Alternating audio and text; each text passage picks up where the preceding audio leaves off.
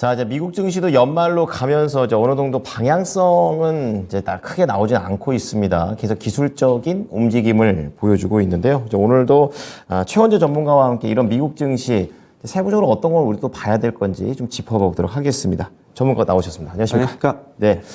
미국 증시가 오르긴 했는데 주로 주 단위로 보게 되면 또 다 밀려 있는 그런 상황인 것 같습니다. 마지막 건에 어땠습니까? 예, PC 물가 지수가 나왔는데요. 대체적으로 컨센서스에 부합하면서 물가 지수 소화하면서 3대 지수 모두 소폭 상승으로 마감을 했습니다.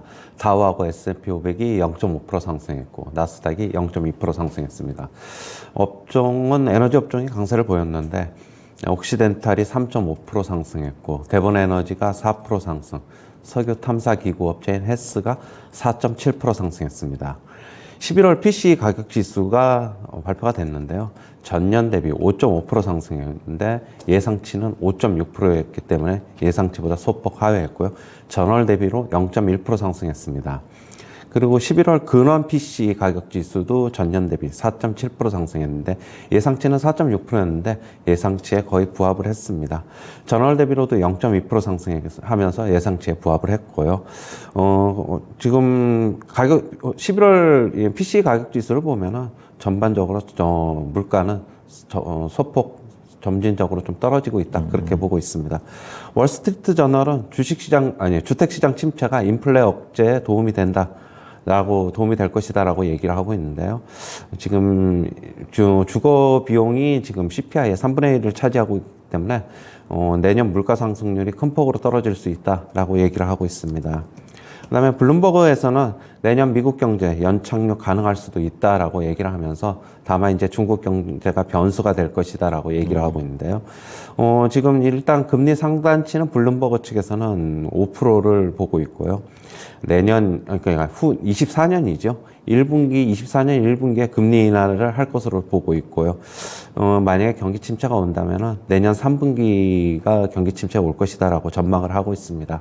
그리고 실업률은 4.5%까지 상승할 가능성이 있다라고 얘기를 하고 있고요. 하지만 경기 침체 빠지더라도 연착륙은 가능할 수도 있다라고 얘기를 하고 있는데요. 중국이 이제 위드 코로나 과정에서 경제 성장이 둔화하고 수요가 감소하면 원자재 가격이 내려간다라고 얘기를 하면서 그러면은 미국의 인플레가 급격히 하락할 가능성이 있다라고 얘기를 하고 있습니다. 하지만 이제 중국 경제가 위드 코로나가 질서정돈하게 잘 되면은 5% 이상 성장 가능할 수도 있다라고 얘기를 하고 있고 최고치로는 6.3%까지 중국 경제 성장 가능할 수도 있다라고 얘기를 하고 있습니다.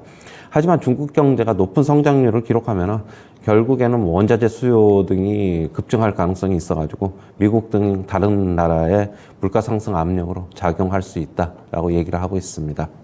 그다음에 모건 스탠리 측에서는 내년 S&P 500이 1분기가 바닥이라고 얘기를 하고 있는데요. 3,100선 부근에서 바닥을 형성할 가능성이 있다라고 얘기하고 있습니다. 만약에 이때까지 떨어지면 엄청난 매수 기회가 될 것이다라고 얘기를 하고 있습니다.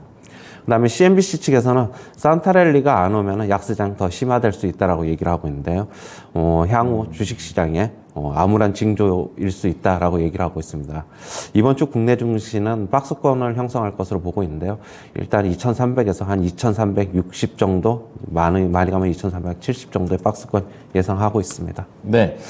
자, 우선은 시장에서는 물가, 이 지표에 따라서 좀 움직이는 모습이었는데 이날 지표가 얘만 나온 게 아니라 심리, 주택, 내구재 이렇게 다 나왔는데 방향성은 다 혼조된 모습이었습니다. 네. 그런 가운데 말씀해 주셨던 이 PC 쪽을 보면서 움직였는데 이 PC 지표는 왜 그렇게 중요한 건가요?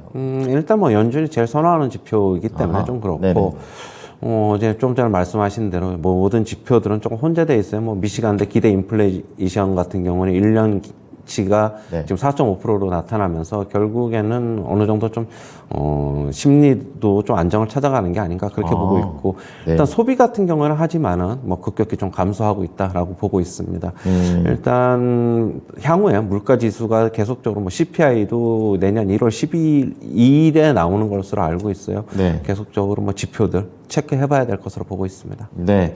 자, 어느 정도 인플레이션이 어디가 꼭대기인가 시장에서 계속 이걸 고려하고 있고 내년에 대해서 금리 인상에 대한 방향성까지 연결하고 있는 그런 흐름입니다. 자, 하나씩 좀 체크를 해보겠는데요. 월스트리트 저널 쪽에서는 주택 시장의 침체가 인플레이션 억제에 도움이 된다. 자, 우선 왜 도움이 되는지 좀 궁금합니다. 일단은 지금 CPI의 3분의 1을 차지하고 있기 때문에 네. 가장 큰 폭으로 많이 차지하고 있죠. 그렇기 때문에 결국에는 인플레이션 억제에 도움이 될 것이다라고 얘기를 하고 있고 네. 주거 비용 같은 경우에는 물가 지표에 반영되는 데는 시차가 있습니다. 나중에 반영이 되기 때문에 지금 이미 주택 가격이 떨어지고 있더라도 반영은 조금 늦게 되기 때문에 나중에는 결국엔 CPI의 큰 폭으로 안정세를 취할 가능성이 있고요. 그다음에 연관되는 산업군도 결국에는 침체를 거듭할 것으로 보고 있어가지고 인플레이션에는 도움이 될 것이다라고 보고 있습니다. 뭐 가전, 가구, 리모델링 네네. 산업 등 다른 연관 산업 수요에도 큰 영향을 미치고 있기 때문입니다. 그렇군요. 비율이 높군요. 그런데 주택과 관련해서는 세부적으로 여러 가지 지표들이 있는데 기존 주택도 있고 신규 주택도 있고 주택을 짓는 업자들 심리도 있고 막 그런데 간밤에는 그러니까 지난주 마지막 거래일 때는 신규 주택 판매가 좀 늘어나면서 앞서 말씀드렸던 침체하고는 약간 반대의 성격을 띠고 있는 지표가 나온 것으로 보이는데요. 이분 뭐 단기적으로 이 지표만 그런 건지 아니면 전체적인 흐름이 좀 바뀔 수 있는 건지 어떤 의견 갖고 저는 뭐 계십니까? 단기적이라고 보고 있고요. 일단은 미국도 주택 시장이 불안하면서 네. 뭐 작년, 재작년에 일단 공급을 좀 늘리기로 했잖아요. 그러면서 공급을 늘렸는데 최근에 이제 모기지 금리가 상당히 이제 올라가면서 네. 소비자들은 결국에는 수요가 예전보다는 지금 많이 좀 줄어든 상태예요. 뭐 신규 주택 판매는 조금 늘어났지만은 향후에는 점점 더 이제 줄어들 것이다 그렇게 보고 있습니다. 미국도 모기지 금리가 지금 거의 뭐 7%에 육박하면서 네. 상당히 어떻게 본다면은 주택을 구매하려는 측으로부터는 굉장히 좀 심리적인 압박을 그러니까요. 받고 있는 것으로 보고 있습니다. 네. 집 살려면은 우리나라에서도 힘든데 미국도 진짜 힘든 것 같습니다. 자, 이제 그런 가운데 이제 블룸버그 쪽에서는 이제 내년에 경제가 연착륙될 가능성이 있다. 이렇게 얘기를 하면서 중국 얘기를 하고 있는데요. 우선은 기본적으로 궁금한 게 이제 경착륙이 돼버리면 경제에 많이 심각한 건가? 이게 좀 궁금합니다. 어떻게 봐요? 이미 경착륙은 지수에 네. 예측이니까 이게 네. 실제로 내년에 뭐 연착륙이 될지 경착륙이 될지는 내년 들어가 봐야지 알 것으로 보고 있어요. 그렇군요. 그런데 이제 경착륙이 될 것이라는 거는 올 연초서부터 계속적으로 나오면서 증시에는 어떻게 보면 미리 경착륙을 선반영하고 있다. 저는 그렇게 보고 있고요. 그러세요? 최근에 이제 연착륙 얘기가 나오면서 지수가 횡보하거나 소폭 상승하거나 그런 것으로 보고 있어요. 결국에는 내년에도 뭐 어떻게 보면 연착륙이든 경착륙이든 상반기에는 경착륙을 감안하면서 조금 움직일 수 있지 않을까 그렇게 보고 있고요.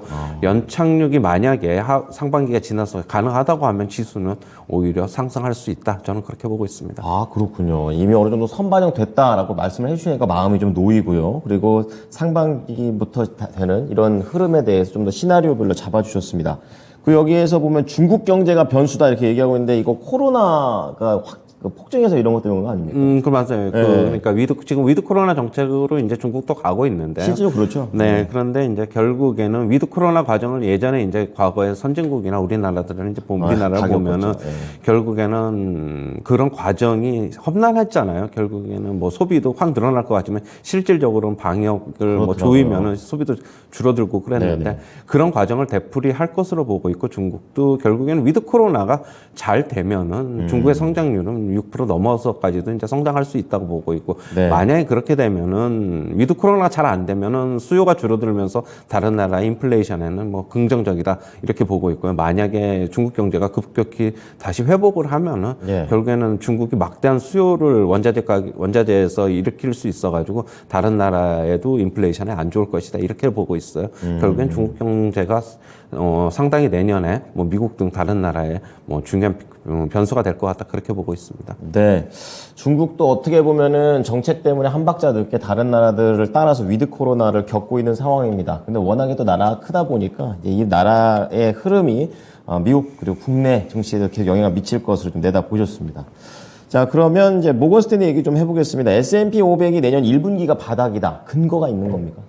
일단은 우리가 계속적으로 얘기하는 내년에 이제 상저하고를 이제 얘기를 하고 있는데 저도 이제 마찬가지고 그러시군요. S&P 500이 모건 스탠리 측에서는 내년 1분기에 바닥질 가능성이 있다. 결국에는 지금 얼마 전에 저점이 3,500부근이었는데 S&P 500 기준으로 그것도 결국 무너뜨리면서 그 아래에서 바닥을 형성할 것이다. 그렇게 보고 있고요. 네. 다만 이제 결국에는 좀 빨리 내려가면서 여름 전, 즉 1분기에 바닥을 찍을 가능성을 얘기를 하고 있습니다. 네네. 하지만 이거는 지수는 어느 정도 뭐 그 정도까지 떨어질 수는 저도 있다고 보는데 예. 이게 만약에 급격히 그렇게 빨리 내년 1분기까지 떨어질까 하는 거는 저는 뭐 개인적으로 조금 의구심이 있고요. 만약에 1분기에 여기까지 떨어지지 않는다면 결국에는 여름 정도에서 바닥을 형성하지 않을까 그렇게 보고 있습니다. 그렇군요. 네, 어쨌든 간에 가을까지는 안 가는 것 같습니다. 약간 의견들이 어느 한 시점으로 좀 더 모여가고 있는 거를 좀 느낄 수가 있는데요. 자, 그러면 종목들 흐름 봤을 때 한 두 가지 정도가 궁금한데 에너지가 워낙에 강하게 움직입니다. 80달러 근처까지 거의 다 회복을 했더라고요. 맞아요. 그래서 국내 정유주는 어떻게 봐야 돼요? 일단은 원유 가격 차트 한번 잠시 아, 네네. 어느 정도 이제 또 79달러? 바닥을 네. 형성하면서 또 올라오고 있는 추세예요. 저는 만약에 이번 랠리가 네네. 조금 강하게 나온다 그러면은 90달러 초반 한 95달러까지도 갈 수 있다라고 보고 있고. 네네. 일단은 원유 가격은 뭐 러시아 감산 얘기가 나오면서 그렇죠. 어제 이제 뭐 상승을 한 것으로 보고 있는데 네. 일단 뭐 저항성들은 계속 있어요. 보시면은 61선도 있고 121선도 있고 61선 같은 경우에는 차트상으로 보신다면은 한 82달러, 83달러 정도 되는 것으로 나와 있고 네.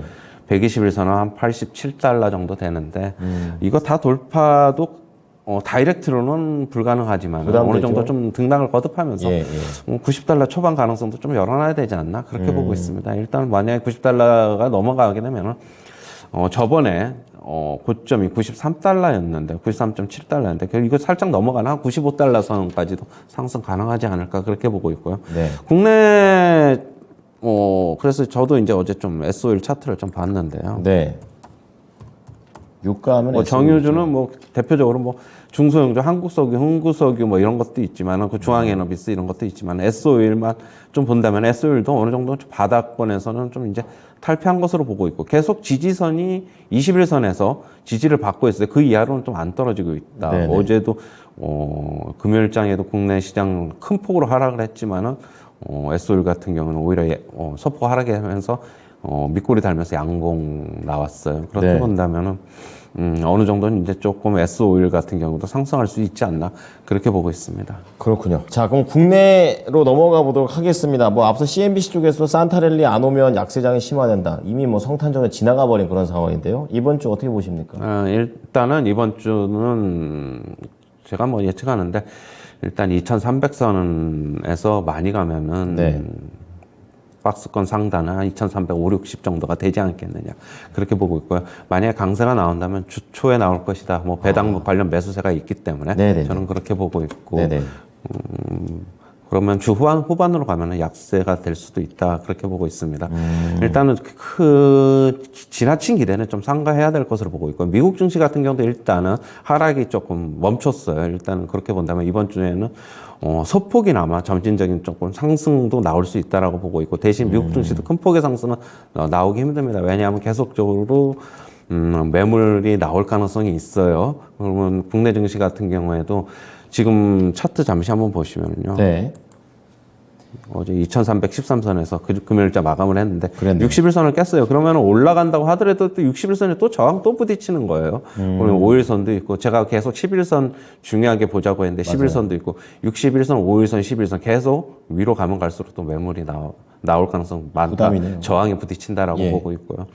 우리나라 증시도 이번 주는 뭐 큰 폭의 상승보다는 어느 정도의 소폭 상승하면서 좀 등락을 거듭하지 않을까. 대신 아래로도 조금 열어놔야 된다. 좀 그렇게 보고 있습니다. 지금 말씀해 주셨던 2300에서 2450포인트라고 하셨잖아요. 네. 그 부분에 대한 박스권 대응을 해보자 얘기해 주셨고 지난주에는 계속 이제 관망에 대한 의견을 주셨지만 이제 이번 주에는 이제 어느 정도 상승은 나오는데 어떤 상승일까에 대한 얘기를 좀 많이 해주셨어요. 결국에 점진적인 상승 정도로 구체적으로 확인이 됐습니다. 오늘 내용도 잘 참고하겠습니다. 감사합니다. 네, 감사합니다. 네, 지금까지 최원재 전문가의 의견이었습니다.